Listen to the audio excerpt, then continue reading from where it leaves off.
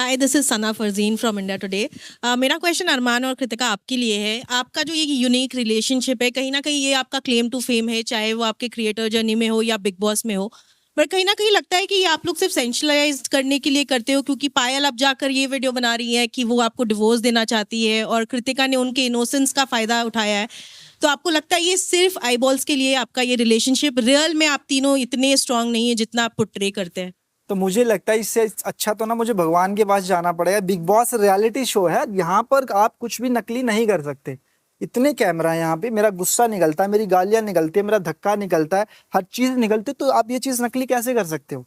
तो मुझे लग रहा है जो आपका सवाल है ना, आप इस पे थोड़ा सा सोचें, क्योंकि बिग बॉस एक रियलिटी शो है, यहाँ पे कुछ भी नकली नहीं है। इससे ज्यादा तो मैं कुछ प्रूफ दे ही नहीं सकता, बस ये बोलना चाहूंगा। मैं कह रही हूँ आपका रिश्ता सिर्फ ये आईबॉल्स के लिए, ये ऐसा कुछ तिगड़ा वाला। नहीं, नहीं, ये बिल्कुल रियलिटी का रिश्ता है, इसमें कोई भी चीटिंग नहीं है और कोई भी आईबॉल नहीं। और आपको लगता है ये एक पॉलीगमस रिलेशनशिप, एक इलीगल रिलेशनशिप, एक नेशनल टीवी पे आप लोग जो प्रमोट कर रहे हैं, ये सही है? मैं कहना चाहूंगा, देखो क्या कि मैंने तो दुनिया के सामने रख दिया, पर कुछ लोग ऐसे हैं जो अपनी वाइफ को घर रख के बाहर रिलेशनशिप चल रहा होता है, उसके बाद घर आते हैं, वाइफ को पीटते हैं, बहुत सारी ऐसी चीजें करते हैं जो दुनिया को पता भी नहीं है। पर मेरे में हिम्मत थी, मैं सामने लेके आया हूँ, और उस चीज को मेरी वाइफ ये भी एक्सेप्ट करती है, पायल भी करती है। उसके बाद दुनिया क्या सोचे मुझे फर्क नहीं पड़ता। हेलो, मेरा नाम पूजा नवाते है। मैं फिल्मी ज्ञान से हूँ। मेरा सवाल अरमान और कृतिका के लिए है। जी। आपने हर बार अपनी चीटिंग को जस्टिफाई काफी अच्छे से किया है। 7 दिन में आपको प्यार भी हो गया। कृतिका, जब विशाल ने कमेंट पास किया आपको काफी गुस्सा आया। अरमान, आपने तो थप्पड़ मार दिया। जी। लेकिन जब खुद की बीवी है, जब वो शादीशुदा है और आपको 7 दिन में प्यार हो रहा है, तो किस तरीके का आप इन्फ्लुएंस सेट कर रहे हो ऐसे बड़े रियलिटी शो पर आकर? और आपके पास खुद का मुद्दा नहीं होता है कृतिका, कि हर बार आप वेट करते हो कि अरमान आपके लिए मुद्दा ढूंढ के लाए? तो देखो, ये जो हमारी रियल स्टोरी है ना, इस 7 दिन में प्यार, वो ऑलरेडी सबको पता है। मैं इस रियलिटी शो में आई थी, तो यहाँ पे जितने भी लोग हमें नहीं जानते थे, मैंने सबको बताया। और हम तीनों इस शो में आए थे कि हम तीनों अपना प्यार लोगों को दिखा सके, क्योंकि बाहर ना बहुत सारे लोगों के क्वेश्चन होते हैं कि आप तीनों जो साथ में रह रहे हो, क्या वो सच है? क्या वो सच में आप तीनों साथ में रहते हो? तो हम लोग इसलिए इस शो पे आए थे ताकि लोगों को ना ये चीज क्लियर होए कि हम तीनों साथ में रहते हैं। बाकी जो मुद्दे वाली बात है, आप थोड़ा सा और क्लियर करके प्लीज मैं बता देता हूँ मुद्दा क्या होता है ना, कि अब सोचो विशाल था, उसमें कृतिका ऐड थी, उसके बाद दूसरा मुद्दा हम ले लेते हैं, जब शिवानी ने डिसीजन लिया था कृतिका को पीछे कर दिया और सना मकबूल को आगे कर दिया, वो मुद्दा भी ऐड ऑन था। उस चीज के लिए जब ये रेस वाली बात हुई थी, शिवानी संचालक थी, शिवानी ने बोला कि कृतिका तुम हार गई हो और सना चली गई, तो उस मुद्दे में पहले मैं बोली थी। जब मैंने बोला, उसके बाद मेरी उससे बातचीत हुई, तो वहां से विशाल बोलने लग गया। जब विशाल बोलने लग गया तो अरमान जी आ गए। तो ऑटोमेटिकली क्या होता है, जब आप एक हस्बैंड वाइफ होते हो और आप एक शो में आते हो, तो अगर वाइफ की बात होती है, हस्बैंड बोलते हैं, हस्बैंड की वाइफ होती है, तो वाइफ बोलती है कि एक ना नॉर्मल चीज है। जब हम यहाँ पे रहते हैं ना, तो आगे से कोई अगर बोल रहा होता है, तो ये ऑटोमेटिकली अंदर से ये चीज आती है कि हस्बैंड वाइफ एक दूसरे के लिए तो वो स्टैंड लेते हैं। और मुझे जस्टिफाई करते हुए हमेशा नजर आए हो। चीटिंग में आप बताओ क्या किया हमने चीटिंग? वैसे आपको एक कमेंट से इतना बुरा लगा, आप शादीशुदा थे, फिर भी 7 दिन में प्यार हुआ। चीटिंग इज अ चॉइस होती तो छोड़ देता ना मैडम, साथ थोड़ी रखता। मैं तो ये पाल को छोड़ देता, मैं इससे शादी कर लेता, रखा तो दोनों को ना। तो हर चीज ना अलग अलग होती है। मेरे रिश्ते अलग हैं और किसी के अलग हैं, मैं अपने रिश्तों को अच्छे से चला रहा हूँ, कुछ लोग नहीं चला रहे, तो वो अपनी अपनी लाइफ होती है। तो मेरा कहने का मतलब ये है, अगर ऐसा होता तो मैं पायल को छोड़ देता, इसको रखता, पर मैंने दोनों को रखा और दोनों को इज्जत दी, और आज जो भी कुछ कर रहा हूँ इन्हीं के लिए कर रहा हूँ।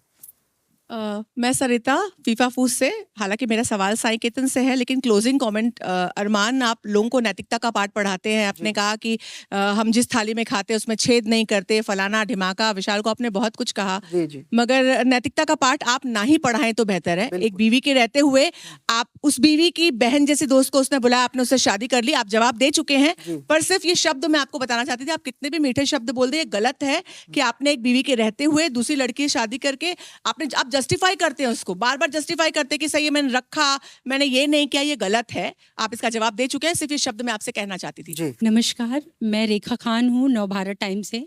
मेरा सवाल कृतिका से है और अरमान से है।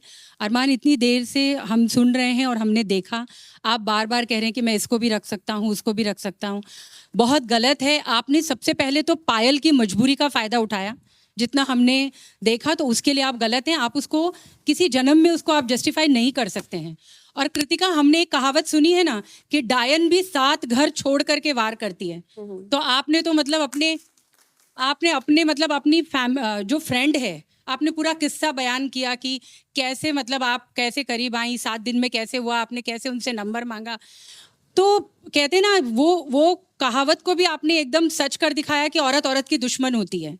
हम हमेशा इतने सालों से इस चीज़ को मतलब हटाना चाह रहे हैं। तो मेरा सवाल आपसे ये है कि यही सिचुएशन अगर पायल आपके साथ करती, आप अगर पहली बीवी होती और पायल इस तरह से करीब आके 1 हफ्ते के अंदर और इस तरह की चीज़ें करके जितना कि आप इंटरेस्ट ले लेके बता रही थी, तो फिर तो क्या आप मतलब आप बर्दाश्त करती? तो सबसे पहले तो मैं ये बात बोलूंगी कि हम एक रियलिटी शो में जो चीजें बाहर है वो मैं बाहर भी अपने ब्लॉग्स में बता चुकी, तो मैं इधर आके ना लोगों से झूठ नहीं बोलना चाहती थी। जो चीजें हैं मैंने वो बातें करी, और ठीक है मुझे प्यार हुआ, मैं मानती हूँ मुझे प्यार हुआ, और हर किसी को प्यार होता है। और अरमान जी ने मेरा साथ दिया, और पायल का जो इस चीज के अंदर पूरा का पूरा हाँ था, मतलब पायल ने हाँ करी तभी ये शादी हुई, तभी ये चीजें आगे बढ़ी। तो भाई ये जो चीजें ये हमारी पर्सनल है, हम तीनों की अंडरस्टैंडिंग है। और जो आप बोल रहे हो ना कि डायन ये सब, तो भाई ठीक है, ये मानती हूँ ये चीजें होती है, बल्कि मैं यही बात बोलूंगी कि सबसे इंपॉर्टेंट होती है अंडरस्टैंडिंग, जो कि हमारी है। और चीजें बहुत ज्यादा खराब हो चुकी थी, मैंने सुसाइड करी, मैंने अपनी चीजें खराब की, मैंने मरने की कोशिश करी। एक ऐसा टाइम आ गया था कि हम तीनों अलग हो चुके थे, मैंने रिश्ता खत्म करने की कोशिश करी। मैंने ये टाइम भी देखा कि मैं इनकी लाइफ से अलग हो जाऊं, पायल हमारी लाइफ से अलग हो जाए, हम तीनों अलग हो चुके थे। अलग होने के बाद मुझे फिर एंड में चीजें समझ आई कि हाँ मैं नहीं रह सकती ना इनके आप बिना। अभी भी मेरे सवाल का जवाब नहीं दे रही है। मैं कह रही हूँ कि अगर आपके साथ पायल ऐसा करती तो आप बर्दाश्त करती? बस मेरा सवाल इतना है, बाकी आपकी पूरी कहानी तो पूरी दुनिया जानती है। तो देखो चीजें जब होती तब की तब मैं देखती, बाकी जो पायल ने किया वो बहुत, मुझे पता है पायल ने सही किया है, और मैं अगर पायल की जगह होती तो मैं भी यही करती। Thank you. अरमान जी, आप मेरे में जरूर बोलना। ऐसे तो कॉन्ग्रेचुलेशंस आप सभी को, आप आ गए हो फिनाले वीक में। मैं आप दोनों को कहना चाहूंगा, चिट भी मेरा पट भी मेरा, ये कैसा गेम हो रहा है? 7 दिनों के भीतर आपकी बहन सी दोस्त का पति आपको शादी के लिए प्रपोज करता है, तब आप इनसिक्योर नहीं होती हैं, और एक लड़का आपको सुंदर बुलाता है तो आप अनसेफ फील करने लगती हैं, और आप इस कमेंट पर जाकर थप्पड़ मार देते हो, और आप खुद सना सुल्तान को हाइट शेम करते हो, बॉडी शेम करते हो, फेस शेम करते हो। उसने भी एक सिंगम शॉट बजा दिया होता तो क्या करते आप? शायद आपने Please बताइए। मैं बता देता हूँ, शायद आपने ध्यान से नहीं सुना था। वो बॉडी शेमिंग नहीं थी। पहली नंबर तो जब वो यहाँ पे कर रही थी उसको डिस्टर्ब करना था, ठीक है, शीशो वाला। उसमें मैंने बोला अगर तू हिल उतार दोगी तो ये बोलेंगे बच्चा किसका है। सर, इसे ही बॉडी शेमिंग एक कहते हैं मिनट, सर। चलो आपको लगता होगा उस टाइम उसको डिस्टर्ब। आपको कितने जन को लगता है? सबको वही लगता है, वही बॉडी। चलो सबको लगता है, चलो सबको लगता है, ठीक है। और यहाँ पे वो उससे पहले वो मुझे डिस्टर्ब कर रही थी, ठीक है, मैं उसको डिस्टर्ब कर रहा था। और उसके बाद मैंने बोला अगर तू मेकअप उतार देती होगी तो क्या घर वाले पहचान जाते तुझे? हाँ, ये बोला था शेमिंग में आता है सर। सर। मुझे चलो उसके लिए मैं माफी चाहता हूँ, मैंने ये बात उसको भी बोली थी, अंदर भी बोली थी। हाँ, लेकिन आपने सुल्तान से उस वक्त माफी नहीं मांगी? नहीं, अंदर जब मेरे सामने आई थी और अगर बात, वो थप्पड़ मार देती तो क्या जस्टिफाई होता ही है? कर लेते सर।